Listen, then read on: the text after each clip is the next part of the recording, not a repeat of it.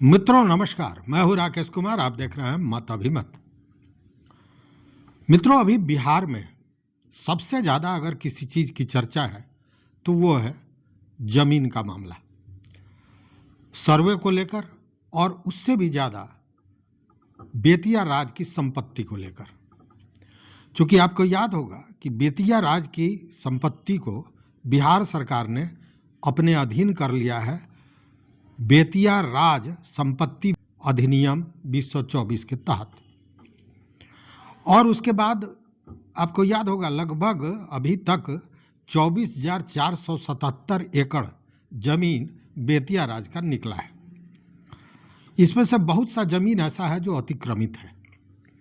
अब उस अतिक्रमण को हटाने का मामला है। पिछले दिनों के पाठक जो राजस्व परिषद के अध्यक्ष सदस्य हैं वो बेतिया भी गए थे और उन्होंने वहाँ पे फरमान जारी कर दिया था, बातों में, लिखित तो नहीं है लेकिन जो चर्चा उस समय आई थी मीडिया में, कि 36 घंटे के अंदर में बेतिया में जहाँ कुछ योजनाएं उनकी हैं, जहाँ कुछ निर्माण करना है, उन जगहों को अतिक्रमण मुक्त किया जाए।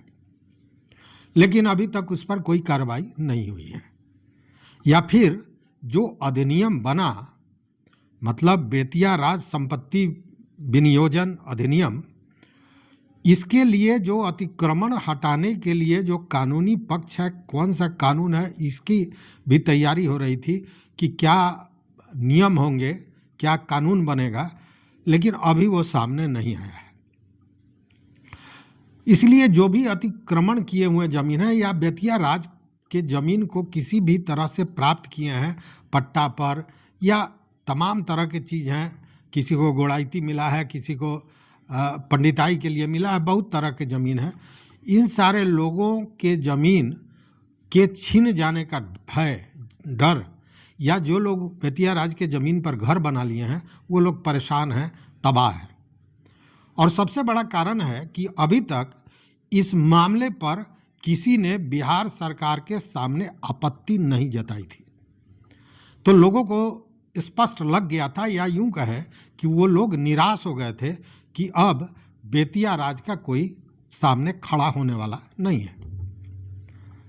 लेकिन चीज़ें चलती रहती हैं, समय रुकता नहीं है। और अब फिर आज जो मैं बताने जा रहा हूं वह बेतिया राज से संबंधित सारे लोगों को जानना चाहिए, क्योंकि इस वीडियो के बाद कहीं ना कहीं आपके भीतर भी आशा की किरण जगेगी और आपको लगेगा कि शायद अब आपकी ज़मीन बच जाए, छीना ना जाए। यह बड़ा महत्वपूर्ण है, इसलिए पूरे वीडियो को बड़े संजीदगी से देखने की ज़रूरत है। देखिए, लोगों को लग रहा था कि अब बेतिया राज के तरफ से कोई दावेदार नहीं है, लेकिन अब स्थिति यह है कि वैध कानूनी दावेदार के रूप में एक याचिका पटना हाई कोर्ट में दायर की गई है। और इस याचिका में जो बातें कही गई हैं उसको जानने के बाद और समझने के बाद लगता है कि अगर आपके भीतर आशा की किरणें जग रही हैं तो वो गलत नहीं है। मतलब कि आपके भीतर फिर एक बार उस संपत्ति को लेकर जो बेतिया राज का है, जिस पर आप काबिज हैं, एक सकारात्मक पहल दिख रही है। क्योंकि यह जो याचिका दायर किया गया है, इसमें जो बातें कही गई हैं, यह जब आप सुनेंगे तो आपको लगेगा कि हाँ, कुछ तो है। मतलब सीधे सरकार ने जो कह दिया कि कोई दावेदार नहीं है, कोई उत्तराधिकारी नहीं है, सरकार अपने अधीन ले लेगी, तो यह कहीं ना कहीं शुरू में सारे लोगों को इस पर लग रहा था कि ऐसा कैसे हो सकता है, तो वो चीज़ें अब सामने निकल कर आ गई हैं।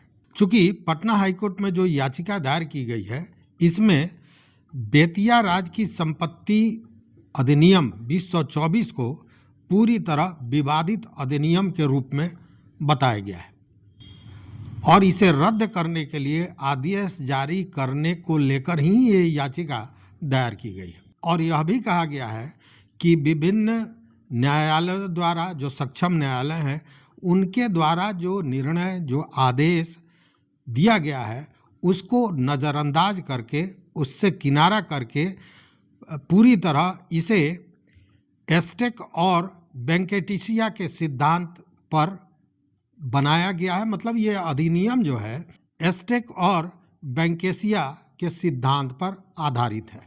मतलब कि कानून का, न्यायालय का के नियमों का, न्यायालय के आदेशों का, निर्देशों का पूरी तरह इसको नज़रअंदाज किया गया है, उसको नहीं देखा गया है और एस्टेक और वेंकटेशिया सिद्धांत के आधार पर यह सारा काम हुआ है।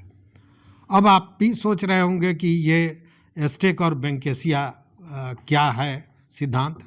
तो इसके बारे में दो शब्दों में मैं बता दूं कि एस्टेक सिद्धांत जो है उसके तहत किसी संपत्ति का मालिक अगर मर जाता है और उसका कोई कानूनी उत्तराधिकारी या वारिस नहीं होता है, उस स्थिति में इस संपत्ति को सरकार को सौंप दिया जाता है और इसका लक्ष्य होता है कि कोई भी संपत्ति बिना मालिक के न रहे और उसका उपयोग सार्वजनिक हित में किया जा सके।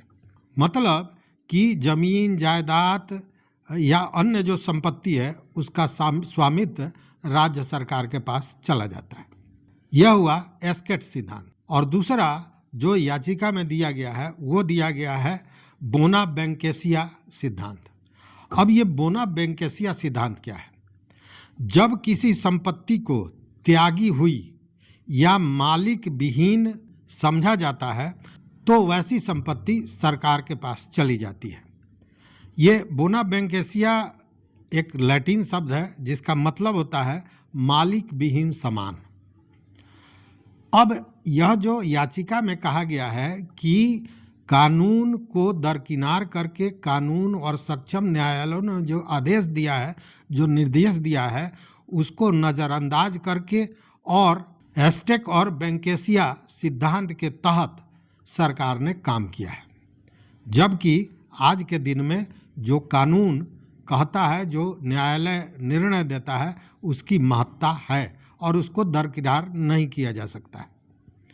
तो इसी मामले को लेकर यह याचिका दायर की गई है और इसमें स्पष्ट कहा गया है कि सक्षम न्यायालय के आदेशों की अनदेखी की गई है, जिसमें न्यायालय द्वारा, ध्यान दीजिएगा, न्यायालय द्वारा बेतिया राज की संपत्ति का मालिक या उत्तराधिकारी जो कहें यह घोषित किया गया है।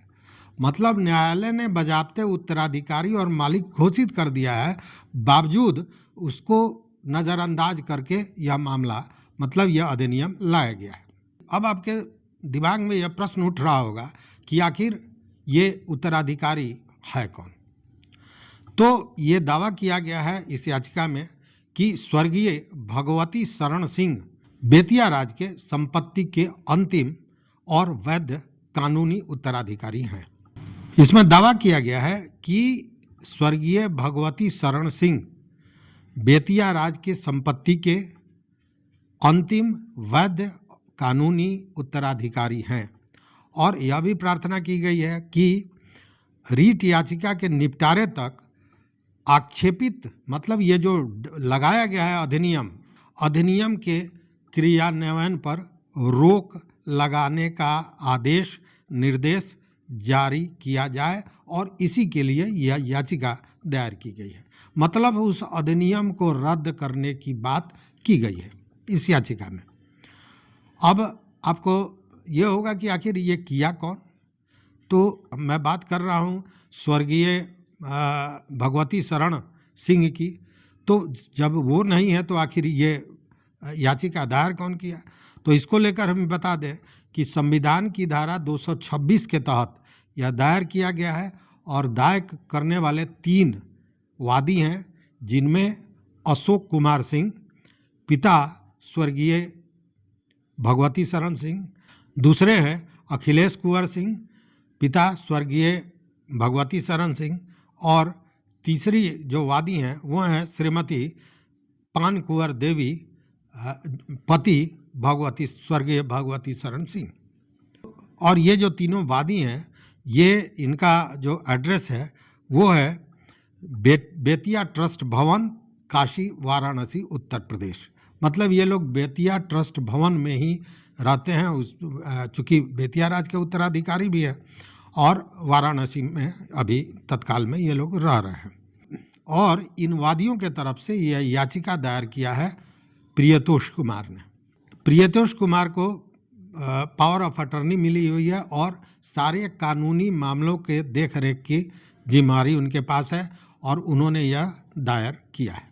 इस याचिका में जो प्रतिवादी हैं जिनको बनाया गया है वो 7 हैं, जिसमें चीफ सेक्रेटरी बिहार सरकार है, एडिशनल चीफ सेक्रेटरी है, विशेष पदाधिकारी बेतिया राज की संपत्ति को बिहार सरकार के अधीन करने के लिए जो अधिनियम बनाया उसमें एक विशेष कार्य पदाधिकारी थे, उनका है। उसके साथ अध्यक्ष सदस्य राजस्व परिषद, मतलब कोर्ट ऑफ वार्ड्स के, चूँकि राजस्व परिषद के तहत था तो वो।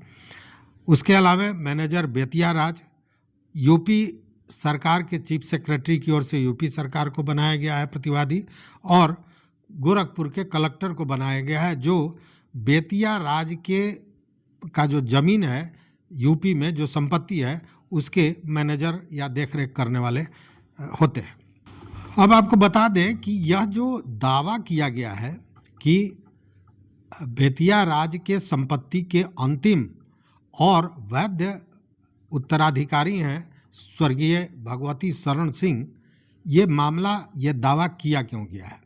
तो इसके पीछे कहानी यह है कि वाराणसी के सिविल जज की अदालत में एक वाद प्रस्तुत किया गया था 335/1983, जिसमें भगवती शरण सिंह ने स्वयं को बेतिया राज का अंतिम उत्तराधिकारी, वैध उत्तराधिकारी घोषित किया था। इस पर सुनवाई हुई और सुनवाई के बाद सारे तथ्यों को देखने के बाद अतिरिक्त जज संख्या 2 वाराणसी की अदालत में 23/1/1984 को अपना आदेश पारित किया और उस आदेश में स्वर्गीय भगवती शरण सिंह को बेतिया संपदा का वैध उत्तराधिकारी घोषित किया गया। मतलब सारी सुनवाई के बाद वाराणसी के कोर्ट ने यह फैसला दिया और उनको वैध उत्तराधिकारी माना स्वर्गीय भगवती शरण सिंह को। हालांकि इसको लेकर बिहार सरकार की तरफ से या यूपी सरकार की तरफ से कई इसके विरोध में, इस फैसले के विरोध में याचिका दायर की गई और लगभग सभी खारिज हो गए। उस सारे चीज़ों को भी बताऊंगा अगले एपिसोड में, चूँकि यह बहुत बड़ा हो जाएगा वीडियो, इसलिए उन सारे चीज़ों को बताऊंगा एक एक करके।